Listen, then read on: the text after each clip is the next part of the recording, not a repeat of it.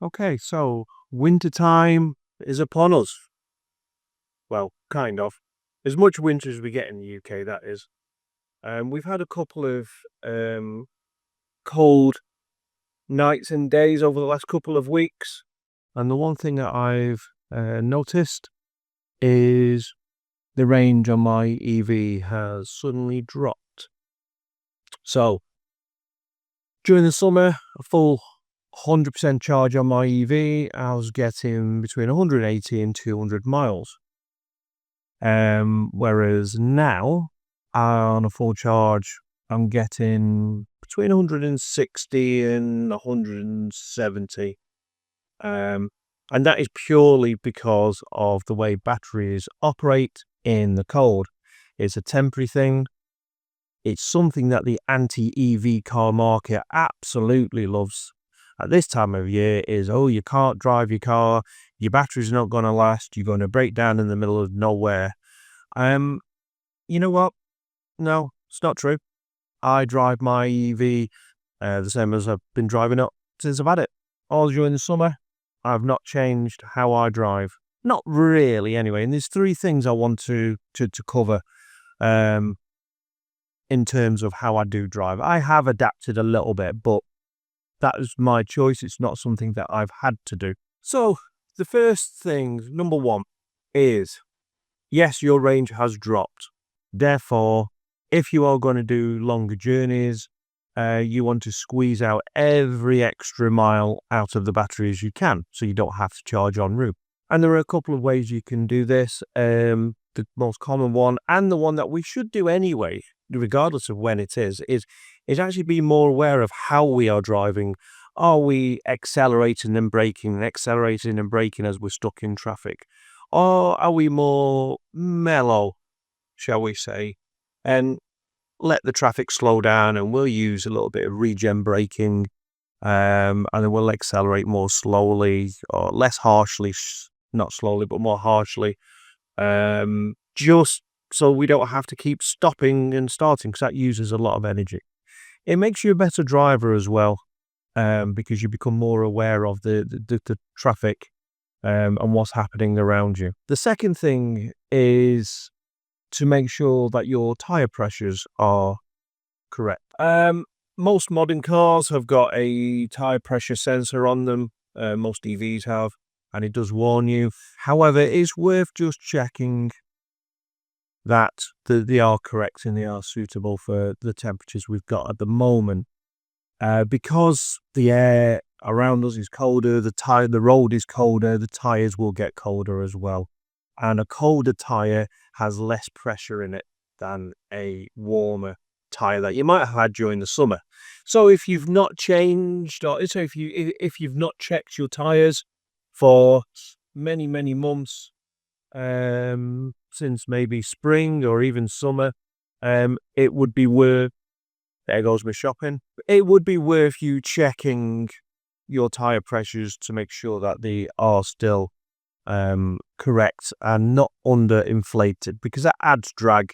Not only is it unsafe, especially in wet conditions or icy conditions, but also it's it's adding extra drag onto the wheels, which causes your car to use more energy or more electric, which is what we're trying to avoid. The next thing is the way that we heat the vehicle. Now, most EVs have got some kind of battery warmer built in, so you can preheat the batteries. That's brilliant. That tries to bring the temperature of the batteries up to more of a more of a economical temperature. So the batteries are more efficient. A warmer battery will operate better and will last longer than a cold temperature. And I know this from many years of astrophotography out in the middle of a field or the back garden with a clear sky with all the stars.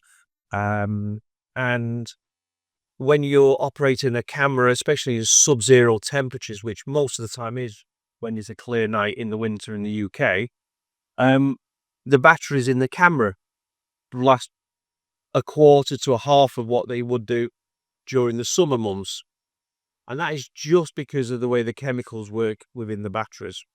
I'm not going to get technical because I can't really explain it. I kind of know how it works, but I can't explain it that well, so I won't even try. Suffice to say that if your battery is warmer, you will get more miles out of it. Also, heating the cabin is different. So in a petrol or a diesel, you got a big block in front of the engine that slowly gets warm. And then once that's warm, the heaters then get warm. And as long as that engine is warm or hot, you've got an endless supply of warm air within the cabin to keep you warm. However, in an EV, we're relying on electric to heat. We haven't got an engine at the front to do so. So one of the things that we should be looking at doing is ensuring that we set a temperature that is warm enough, but it's not too warm. So we're going to have to turn it down, and then we get cold, so we turn it up, and then we get hot, so we turn it down. We want a temperature that the car can regulate for a longer period of time, because as you turn off the heaters and it cools down, when you turn them back on again, it has to work ultra hard to get the temperature back up. If you've got them so it's a moderate temperature, but it's one you don't have to adjust, then the car will just keep heating up to that temperature, and then it will level it off and it'll heat lightly, allow it to cool, heat lightly, and so on. So it's actually more efficient on the car. It also means you're not fiddling about with the console as often, which isn't ideal when you are driving a vehicle. I do miss having some kind of physical control in the car to do temperatures. It's all done on the infotainment, but that's another story. So there are a couple of things to consider to make your car more economical during the winter months. Another couple of things about the winter driving is obviously your screen washers. We don't have a big engine in front keeping those pipes defrosted. We don't have that. So actually, if your jets do freeze, you've kind of got to wait for the ambient temperature outside to raise so they defrost. Now, some do have heaters built into them for this reason. Well, some of the older cars probably don't. What you can do is, if you know the temperature is going to be below zero or close to the freezing during the night, is cover your car over, or at least your top of your bonnet and your windscreen to allow those heaters nozzles to not block with ice. The other thing is to look at getting a different type of windscreen wash that actually freezes at a lower temperature. One thing that I would say is never top up your windscreen washer with water, because even if you run it dry, there are still elements of water left in those pipes and they will freeze. So I would never fill a new car's window washer with water unless absolutely critical and I had no choice whatsoever. I always carry a bottle of washer fluid in the back of the car, in the boot, just for all year really, because you run out during the summer as much as you do during the winter. But you need to have that fluid with the antifreeze in to stop it freezing. And there are different ones for different climates. I would look for one that has got the lowest temperature on it, like minus 10, 20 degrees, as opposed to maybe minus 5 or 10, which is the normal. And again, that just makes safer driving, and it means that when you are driving and you get wind chill on the vehicle, you're not going to freeze up mid-journey either. So in a petrol car, diesel car, you've got a big engine that kind of radiates heat out, and it does try to keep those jets blocked. Another thing about winter driving, again, just make sure that your car is clean, make sure your headlights are clean. It's not necessarily going to make your car more efficient, even though there is evidence to show that a dirty car adds more drag for almost indetectable. But it's just to make sure that you are able to be seen by other drivers on the road. And if you've got dull, dirty headlights, you're not as visible. So again, even if your car is dirty, just give your headlights and your rear lights a white, just so people can see you. And make sure that if you are driving in foggy conditions, that you turn your lights on manually, because a lot of automatic lighting systems don't actually work when it's foggy, because it's normally quite bright.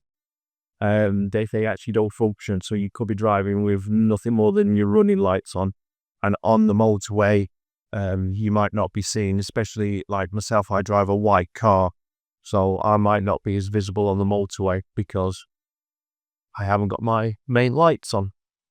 So again, just make sure you are aware of the environment, the weather conditions, and you're not just getting in your car and not putting any thought behind it and driving. So check your tires, check your windscreen wash, check your lights are clean.